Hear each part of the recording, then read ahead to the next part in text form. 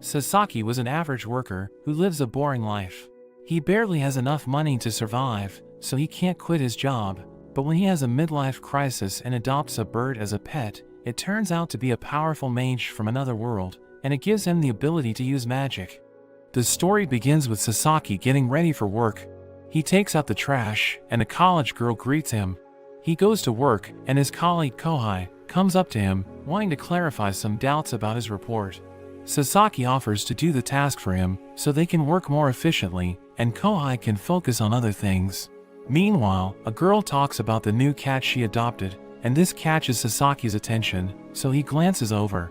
They watch cat videos on the internet, which delights Sasaki, but he tells Kohai that he prefers dogs. Kohai invites him to eat something after they leave work, but Sasaki declines, since his budget is tight, but hopes that Kohai calls him again. When he returns home, the college girl greets him again, and he spends his evening watching cute pet videos. The next day, he goes to a pet shop, where he checks the cats and dogs, but is surprised to learn how expensive they are. He complains about his low salary, which prevents him from having the pet of his dreams. As he explores the place, Sasaki finds a bird on sale, thinking it looks adorable, so he decides to take it home. He puts it in a cage, enchanted by its cuteness, and he notes how he has been feeling lonely with his 40th birthday approaching, so he thinks he made a great choice adopting a pet. He remembers that he needs to name it, but before he could decide by himself, the bird says his name is Piercarlo, and he introduces himself as a great star sage, saying he comes from another world. Sasaki is surprised to hear this, but he knows that some birds tend to talk. He thinks a little and decides to call him Peeps because it sounds cute, but it doesn't seem to excite the bird. Sasaki knows that birds climb on their owner's hand as they gain trust, wondering if he could do that. He wonders if they can also hold conversations, thinking it's almost like talking to a human. Testing his skills, he asks Peeps what he would like to eat, and the bird says that he wants Kobe beef, since the store owner said it's the best food in the world. Even though he wants to give the best to his pet, Sasaki says he can't afford to serve him that dish, but Peeps tells him that he just needs to earn more. Peeps suddenly starts a monologue about his life, saying he was expelled from his world, while Sasaki listens attentively. Peeps wonders what he could do to return to his original world, but notes that he's unsure what to do when he gets back, so he decides to live in the way he thinks is best. Hearing this, Sasaki realizes that Peeps has come to a rational conclusion. Seeing himself as a corporate slave, he starts to appreciate the idea of freedom more, and realizes that no one should waste time following the pace of others. Peeps tells Sasaki to cooperate with him, saying he will no longer have problems getting money if he decides to help. So he agrees to collaborate with Peeps, who decides to share his powers with him. He doesn't understand what's happening, but he decides to see it through to the end. Sasaki releases him, and Peeps walks up to his shoulder. Peeps says that he can now use Sasaki's body as a vessel to exert his power, which is better than the body of a small bird.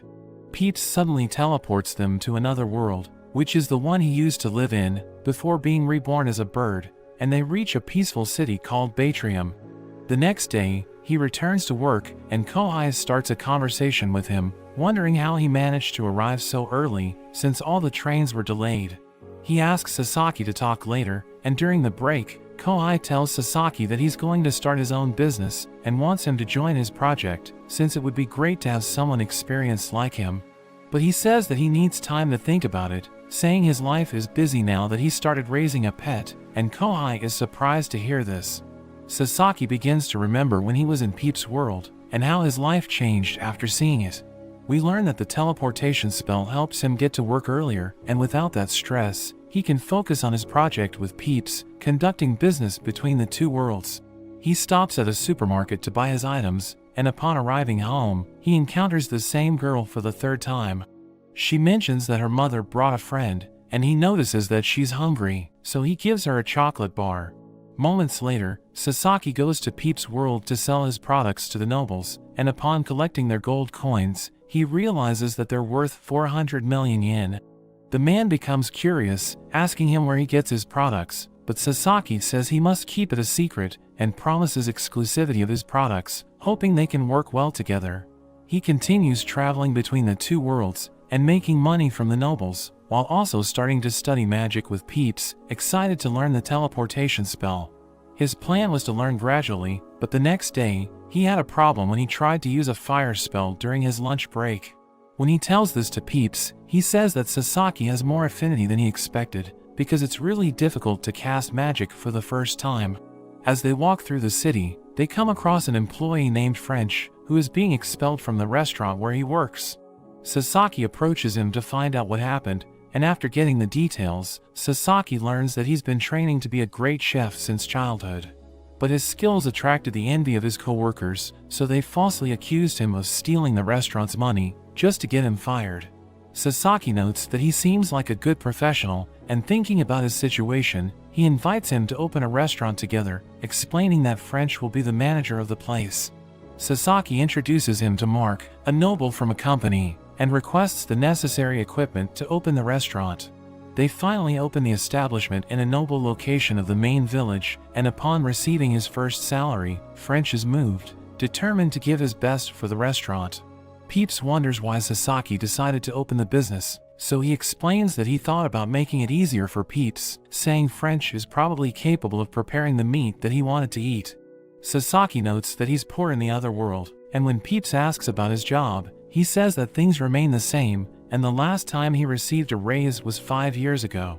He continues to practice magic in the other world, and although he made a lot of progress, he was having trouble mastering teleportation magic. Returning to his world, Peeps remembers that the nobles enjoy hunting in their free time, so they decide to buy some products to assist them. He starts by buying a pair of binoculars, and soon fills the cart with more items like a Swiss Army knife. Sasaki sells the items to the nobles, and soon after, the lord of the city decides to meet with him. Unlike the other nobles, the lord, Muller, is more cautious in doing business, so Sasaki thinks that he should bring higher quality items when negotiating with him. Muller asks if the products are common on Sasaki's continent, or if they are high-quality items. So he explains that these items are special, and are only used by the privileged class of his people. Hearing this, Muller thinks that Sasaki must be an important noble, so he asks Sasaki if he's a person of considerable standing. He's afraid of getting caught lying about being a noble, so he explains he's a craftsman who was brought to the continent after his shipwreck, and his items are samples of things he brought with him. So Muller allows him to sell his products, but Muller must have priority for each sale. He allows Sasaki to enter and leave the mansion as he pleases, and asks him to inform him if he has something that can benefit his people. The two shake hands, and Sasaki achieves his goal of establishing connections with the city's lord.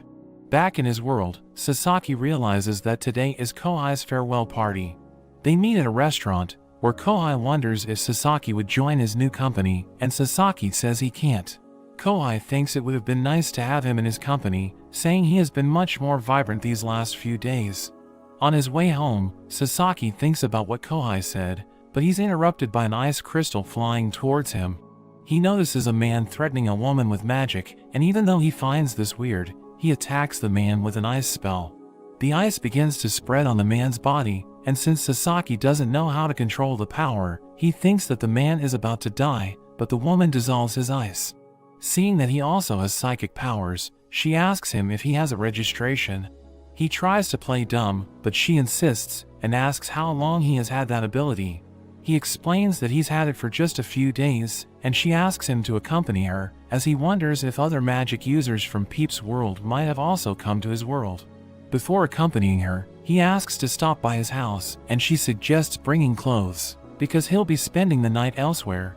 Packing his bag, Peeps warns him that she doesn't seem to have much mana, and since she refers to magic as something psychic, Peeps thinks that her powers must be different from the magic of his world. Leaving the house with Peeps, Sasaki meets his neighbor, who tells him that she wants to talk to him. But Sasaki says he's in a hurry, so she agrees to talk another time. Sasaki meets the girl and apologizes for the delay, saying he will take his pet with him. She reveals that her name is Hashizaki, and she thanks him for saving her. Along the way, she explains that psychics are like mages, with powers that appear spontaneously, and only 1 in 100,000 manifests these psychic abilities, but once someone's ability manifests, it never changes, saying a psychic can only have one power. Hashizaki explains that she can manipulate water and alter its temperature. She informs him that many of these abilities are dangerous, so people often use them to commit crimes, revealing that the man who attacked her is a criminal. Hashizaki adds that her job is to exterminate such people, and she reveals that when the psychic manifestation occurs for the first time, they're required to register with the supervising authority in Japan. This is a secret organization, and few people in the country know about its existence. Upon arriving at a large building, Hashizaki tells Sasaki that he will be working there, and that he will receive all the details of the job during his training. She asks him to demonstrate his power, and Sasaki decides to show only one spell to not raise suspicions. Seeing that he can create ice out of nothing, she becomes excited, because she can control water, but not create it, thinking their abilities work well together. He's worried about partnering with a workaholic, and tries to say that he's not the adventurous type, but Hashizaki reminds him that they can earn a lot of money if they work hard.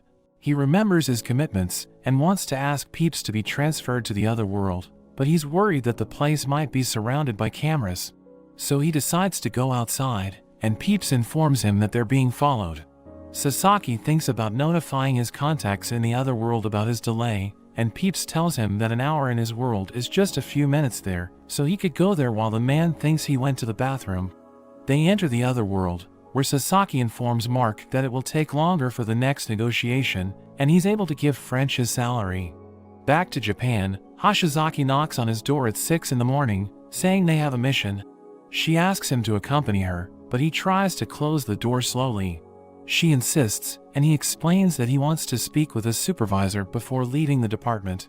At that moment, the director calls Hashizaki's attention, and he's happy to see her excited about the work, but asks her not to involve a rookie in it. He introduces himself as Akutsu, and tells Sasaki that he will undergo training. Akutsu gives him a smartphone, telling him to always keep it close, because through this phone, he will be notified of emergency missions. This slightly worries Sasaki, because he could no longer relax, but he plans to circumvent this by leaving his cell phone in the other world, since they can't track him without GPS. Sasaki undergoes a series of medical tests, and receives his training, as he's instructed to never speak of the company to any outsiders under any circumstances. Sasaki asks his supervisor about Hashizaki, since he's probably going to be paired up with her in the field, due to the high compatibility of their powers, but the supervisor just wishes him luck in dealing with her. At the end of the training, he receives 1 million yen, and he decides to use the money to buy more items for resale. When he returns home, the young girl gives him cookies, but soon her image as a cute college girl falls apart, and she reveals herself to be a yandere psychopath, asking if he's dating Hashizaki. He denies this, saying she's just his supervisor, but he doesn't want to talk much about his company, so Sasaki bids her farewell and quickly enters his house. Peeps is strangely agitated, and Sasaki calls him for a walk. On the street, Peeps informs him that someone entered his house during the day and installed a device, so Sasaki thinks that they might have installed a camera or listening device to monitor him. As he returns home, he removes the device and speaks to Akutsu on the phone, telling them not to install more devices in his house. However, Akutsu reveals that this was a test conducted with new members of the organization and informs Sasaki that he passed. Akutsu explains that the company needs loyal and competent agents, and he ends the call as Peeps suggests that they should be cautious around him. Sasaki decides to rest, but when he lies down, he realizes that he will struggle to achieve his goal, which is to live a peaceful life in the other world. Meanwhile, Akutsu examines Sasaki's registration information, thinking he will be extremely useful to the organization. In the other world, Peeps and Sasaki are practicing magic. Peeps is impressed with Sasaki's progress, because he didn't expect him to learn intermediate spells so easily. Sasaki doesn't find it that impressive, and suggests it's because of the power that Peeps shared with him. But Peeps insists that it's still notable, because in this world, magicians take decades to learn intermediate spells, so doing it in weeks is incredible. Afterward, Sasaki notes down his progress, and in today's session, he learned healing and lightning spells. Peeps praises his dedication, but Sasaki comments that memorizing the chants is becoming difficult. Peeps suggests he use a grimoire, making Sasaki think about anime and games. He asks where he can get one, and Peeps reveals that he has one in his hand. It turns out grimoires are just the generic term for an item that stores enchantments, and they don't have to be made of paper or ink, so his phone works perfectly. Sasaki is surprisingly happy with this, and he says it's time to meet with Mark. After that, he suggests eating something made by French. At the meeting with Mark, Sasaki negotiates some walkie-talkies, which Mark finds amazing, but Sasaki explains that they run on fuel and need to be recharged. Mark is still impressed, and even offers 100 gold for each battery. Sasaki is happy that his products are being well received, and he's glad he won't be stuck with the inventory. Mark thanks him for providing the items, and Sasaki apologizes for the recent delay, but Mark doesn't mind and asks if the things have settled down.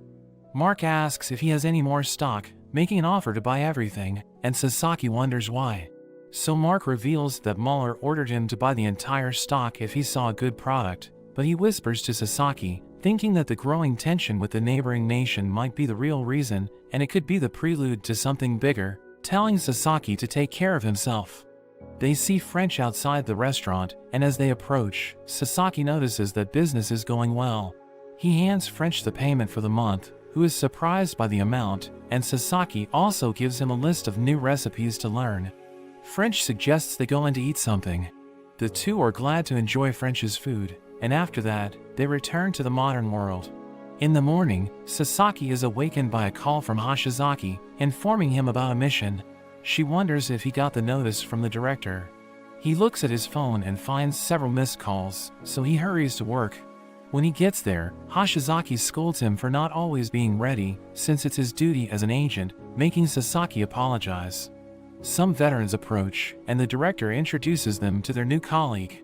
After greeting Sasaki, they mention they'll go ahead, teasing Hashizaki to have fun as a nanny.